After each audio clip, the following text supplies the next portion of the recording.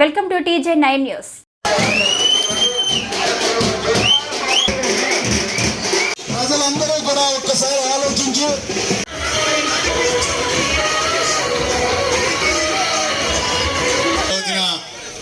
ఈ గ్రామంలోని ఈ ఉత్సాహం చూస్తే ఆనాడు మన నారా చంద్రబాబు నాయుడు గారు ఏ విధంగా ఆయన వచ్చినప్పుడు మీరు ద్రాక్షారామంలో స్వాగతించారో అదే ఉత్సాహం ఈ రోజు ఈ గ్రామంలోని మా ఇద్దరికి మీరు చూపించిన ప్రేమకి పేరు పేరున మీ అందరికీ ధన్యవాదాలు.